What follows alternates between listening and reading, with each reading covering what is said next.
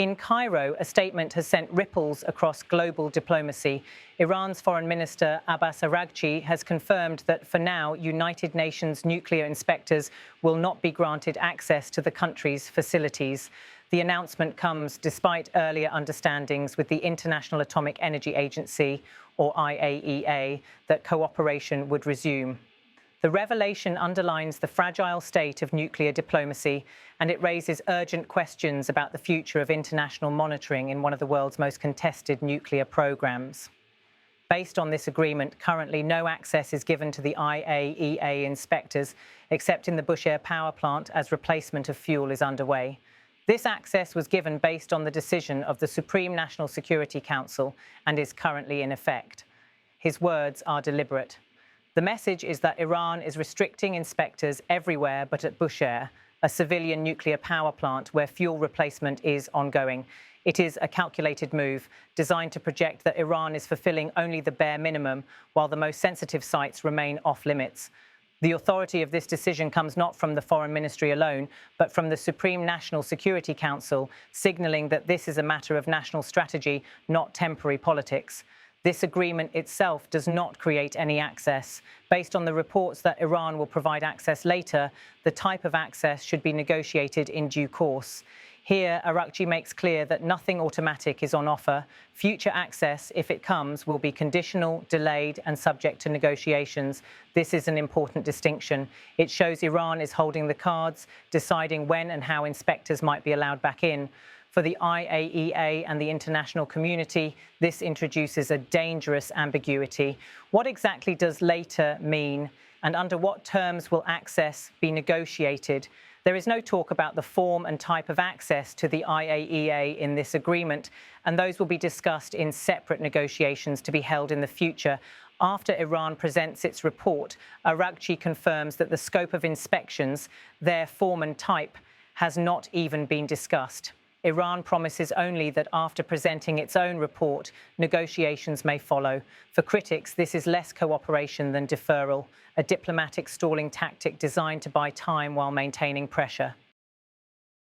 Iran's relationship with the IAEA has long been marked by tension. In 2015, the signing of the Joint Comprehensive Plan of Action, or JCPOA, was hailed as a breakthrough, with Tehran agreeing to strict monitoring in exchange for economic relief. But after the United States withdrew in 2018, the fragile trust collapsed. Since then, every negotiation has been overshadowed by suspicion, and every step forward has been followed by a step back. Today's announcement is another backward step. By limiting inspections to Bushehr alone, Iran is sending two signals at once. First, that it is willing to show a narrow slice of compliance, and second, that it will not bend to outside demands without extracting concessions of its own. This strategy is consistent with Tehran's broader approach, flexible enough to avoid outright confrontation, but rigid enough to frustrate international monitors. The international stakes are enormous. The IAEA is not just a technical body, it is the cornerstone of global non-proliferation. Its inspectors are the eyes and ears of the world. By barring them, even temporarily, Iran undermines the system designed to prevent nuclear weapons from spreading. The absence of inspectors transforms Iran's nuclear program into a black box. Whether enrichment is peaceful or military becomes a matter of speculation rather than verification. Western governments are likely to respond with alarm. Washington, already deeply skeptical of Iran's intentions, may see this as proof that Tehran cannot be trusted. European capitals, still struggling to salvage diplomatic dialogue, now face a dilemma: confront Iran with threats of sanctions or keep negotiations alive by treating this as a temporary setback. Neither option is without risks. Confrontation may escalate tensions into open crisis, while diplomacy may appear weak in the face of defiance. For Israel and Gulf states, the implications are even starker.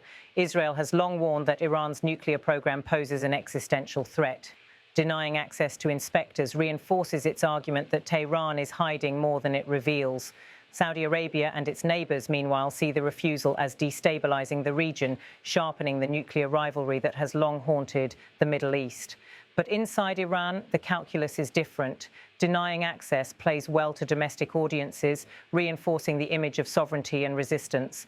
The involvement of the Supreme National Security Council ensures that this is framed as a matter of national defence rather than diplomatic obstruction. Araghchi's words, broadcast on state television, are designed to reassure Iranians that their government stands firm against outside pressure. Analysts caution that the immediate danger is not that Iran will suddenly dash toward a nuclear weapon, but that the erosion of verification makes it nearly impossible to separate fact from suspicion. Without inspectors, the international community loses its only reliable channel of visibility. Every centrifuge spinning, every facility operating behind closed doors feeds into a narrative of uncertainty that can spiral into crisis. This is not the first time Iran has restricted inspectors, nor will it likely be the last. Each previous episode has followed a similar rhythm, a clampdown, a period of tension, followed by negotiations that yield limited conditional access.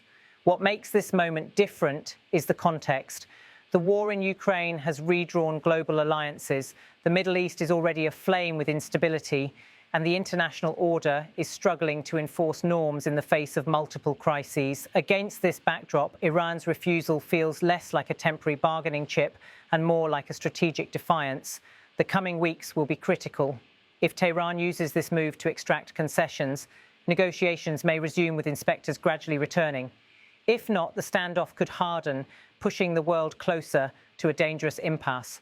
Already, diplomats are warning of potential consequences, more sanctions, more isolation, and in the worst case, a slide toward confrontation. Yet Iran leaves the door open, just slightly. Araghchi insists that access may be negotiated in the future. It is a reminder that in nuclear diplomacy, ambiguity itself is a tool of power. By keeping options vague, Tehran maintains leverage. Each new announcement becomes an opportunity to reset terms, to demand concessions, to prolong negotiations. For now, one fact is clear. The inspectors are out, the negotiations are on hold, and the international community is left to guess. Araghchi's carefully worded statements may sound technical, but they carry the weight of global security. Each phrase, each qualification is part of a larger game, one in which the stakes are nothing less than trust, verification, and the fragile architecture of non-proliferation. In Cairo, the announcement was just another interview, but across the world, in capitals from Washington to Brussels to Tel Aviv, the message resonates as a warning. Iran's nuclear program remains unresolved, uncertain, and without inspectors hidden from view. And so the questions multiply. How long will inspectors be sidelined? What form will future negotiations take? And how much more time does the international community have before ambiguity turns into crisis? These questions linger tonight, with no easy answers, only the echo of Araghchi's words and the silence behind sealed doors.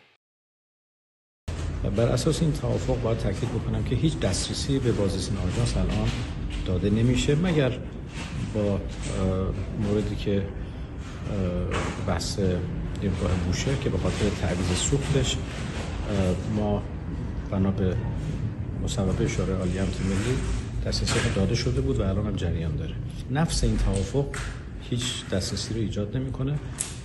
ایران بر اساس گزارشاتی که ایران در آینده خواهد داد نوع دسترسی ها باید مورد مذاکره قرار بگیره در زمان خودش. در مورد شکل بازرسی ها و دسترسی هایی که آژانس باید داشته باشن در این توافق هیچ صحبتی نشده، موکول شده به مذاکرات جداگانه‌ای که در آینده صورت خواهد گرفت بعد از اینکه ایران گزارش خودش رو ارائه بکنه.